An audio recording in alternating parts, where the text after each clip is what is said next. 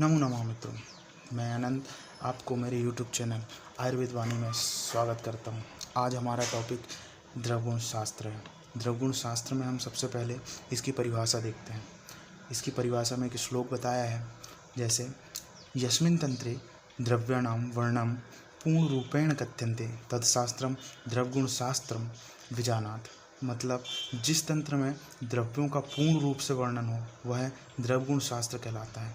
इसकी एक और परिभाषा बताई है जिसमें बोला गया है कि यस्मिन् तंत्रम द्रव्याणां गुण कर्माणि विविध प्रयोगाणि च कथ्यन्ते तद द्रवगुण शास्त्राणाम अत्र गुण शब्देन द्रव्य आश्रित पंच पदार्थ कथ्यन्ते। जिस तंत्र में द्रव्यों के गुण कर्म विविध प्रयोगों का वर्णन होता है वह द्रवगुण शास्त्र कहलाता है। अब हमने इसकी परिभाषा देखा, उसके बाद हम इसके भेद देखेंगे। मतलब द्रवगुण विज्ञान को कितने विभागों में बांटा गया है। तो आयुर्वेद में द्रवगुण शास्त्र जो है उसको दो मुख्य विभागों में बांटा गया है। पहला पदार्थ विज्ञान, जिसके अंतर्गत मौलिक सिद्धांत आते हैं।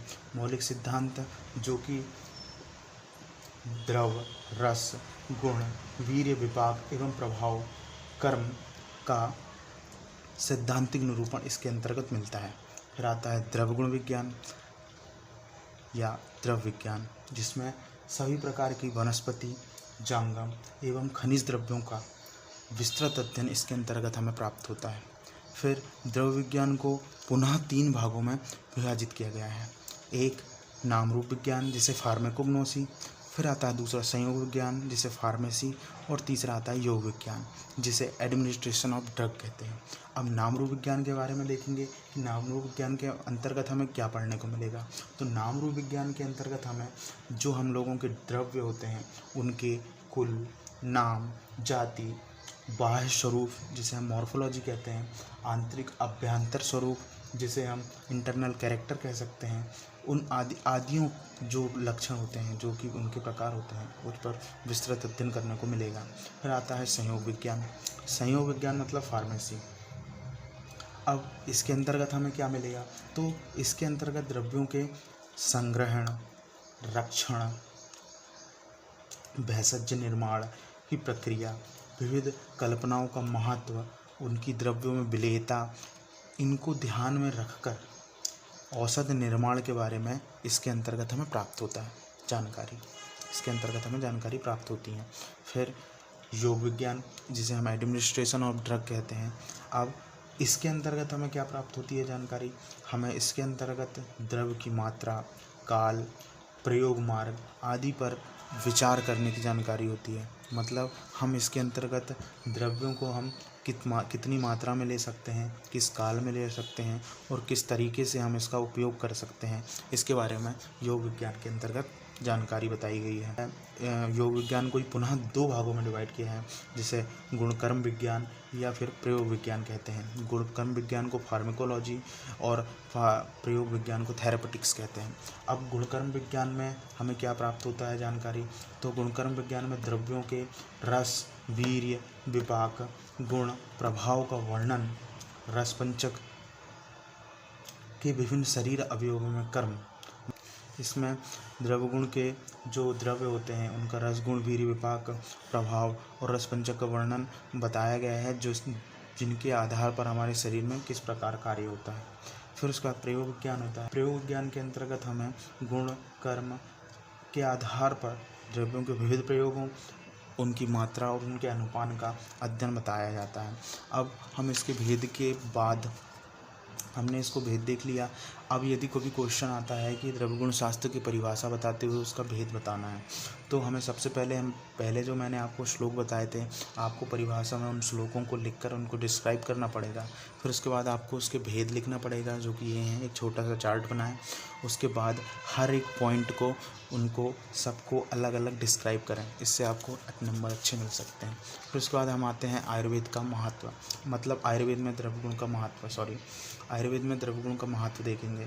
तो इसमें आयुर्वेद में द्रव्यगुण का महत्व देखने के लिए मुख्य पॉइंट्स बताए गए हैं, जैसे कि सबसे पहले आयुर्वेद के आयुर्वेद का श्लोक बताया है, आयुर्वेद की परिभाषा बताई है कि हिताहितम सुखम दुखम आयुस्तस्य हिताहितम मानम च तच्च यात्रोक्तम आयुर्वेद सह उच्यते।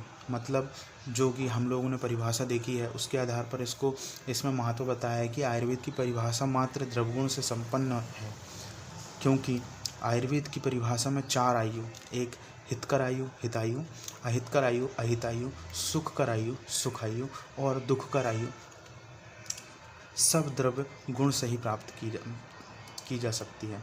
मतलब इसमें बताया है कि जितनी भी आयु आयुर्वेद में बताई गई है उन आयुओं की प्राप्ति के लिए द्रवगुण का विशेष महत्व है। फिर उसके बाद प्रयोजन बताया गया है आयुर्वेद का, जो कि है प्रयोजनम च अश्य स्वास्थ्य स्वास्थ्य रक्षणम आयुस्तस्य विकार प्रशमनम च।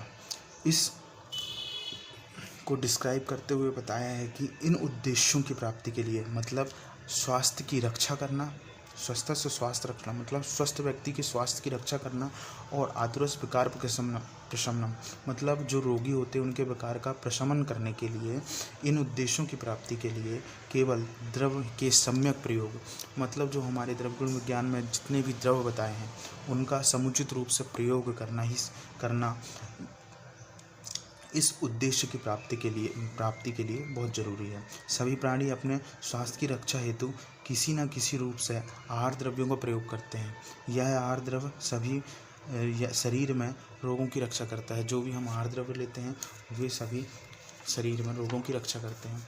अब हमने एक और पॉइंट है, एक और हमें एक नियम मिलता है सामान्यम वृद्धि कारणम हार्ष हेतु विशेषस्य। इसका अर्थ बताया है कि ये जो नियम है सामान्य से सामान्य की वृद्धि और विशेष से हार्ष होता है। मतलब इसमें इसके नियम के अनुसार बताया है कि दोष धातु मल के क्षय और वृद्धि का कारण बनते हैं। दोष धातु मल जो होते हैं वो क्षय और वृद्धि का कारण बनते हैं।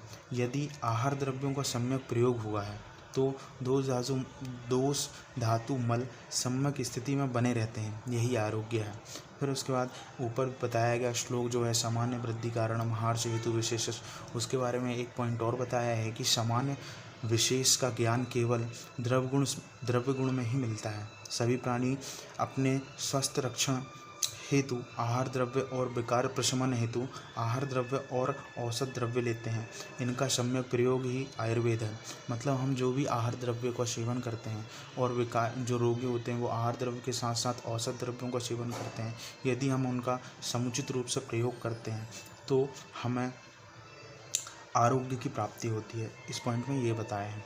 फिर आता है किसी भी औषध द्रव्य आहार द्रव्य का सम्यक प्रयोग उसके रस गुण वीर्य विपाक कर्म का ज्ञान होने पर ही संभव है।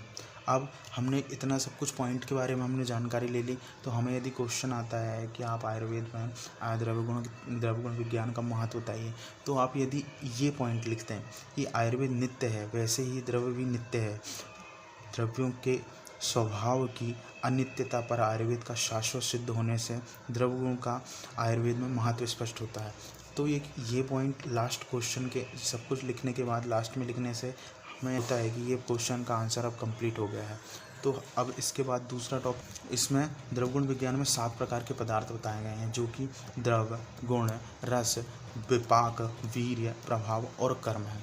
अब हम इस पे इन 7 पदार्थ की छोटा सा डिस्क्रिप्शन या फिर हम इसकी परिभाषाएं देख लेते हैं, जो कि हमें बाद में काम पड़ेंगे। देखो, सबसे पहले द्रव्य की परिभाषा। द्रव्य की परिभाषा में यत्रासिता कर्म गुणा कारणम समवायी यत तत् द्रव्यम, ये चरक सूत्र स्थान से है। अब इसका मतलब जिसमें गुण और कर्म समवाय संबंध से आश्रित होते हैं उसे द्रव्य कहते हैं। फिर उसके बाद गुण आता है कि अथ द्रव्याश्रित ज्ञेय निर्गुणा निष्क्रिया गुणा, मतलब जो द्रव्य में समवाय संबंध से रहते हैं, निश्चेष्ट एवं निष्क्रिय होते हैं, उन्हें गुण कहते हैं। फिर उसके बाद रस आता है, रस्यते आस्वाद्यते इति रसः, मतलब द्रव्य में जो आस्वाद है वह रस है, जो पंचभौतिक संगठन का बोधक है और रसेंद्री का विषय है, उसे रस कहते हैं। वैसे ही वीर की परिभाषा भी बताई है कि वीर्यम तु क्रियते एन या क्रिया, जिस शक्ति, इसका अर्थ होता है कि जिस शक्ति के द्वारा द्रव्य अपना कार्य करता है वह वीर्य कहलाता है। वैसे ही विपाक के बारे में बताया है कि विशिष्ट जरण निष्ठा काले रस विशेषस्य पाकः प्रादुर्भाव विपाकः, मतलब पाचन क्रिया के अंत में उत्पन्न विशिष्ट रस को विपाक कहते हैं। अब हम इसके सार्थ प्रभाव के बारे में देखेंगे, जिसकी परिभाषा है कि रस वीर्य विपाकानां सामान्यम यत्र लक्ष्यते विशिष्टः कर्मणः चैव प्रभावस्तस्य स्मृतः। इसका अर्थ होता है कि द्रव्य में विशिष्ट सामर्थ्य को प्रभाव कहते हैं। अब कर्म है संयोगे च विभागे च कारणम द्रव्य आश्रितम कर्तव्यस्य क्रिया कर्म नान्योपदिक्षते। ये चरक सूत्र स्थान से है। जो संयोग विभाग में स्वयं कारण हो, दूसरे कारण की अपेक्षा न करता है, द्रव्य के आश्रित हो तथा किसी कर्तव्य को संपन्न करने के लिए जो चेष्टा की जाती है उसे कर्म कहते हैं। इसके साथ ही आज का टॉपिक द्रव्य गुण शास्त्र यही समाप्त होता है। और आपको ऐसे ही इंटरेस्टिंग वीडियोस हमेशा मिलते रहें, इसलिए आप वीडियो को लाइक करें, चैनल को सब्सक्राइब करें और ज़रूर शेयर करें। Thank you.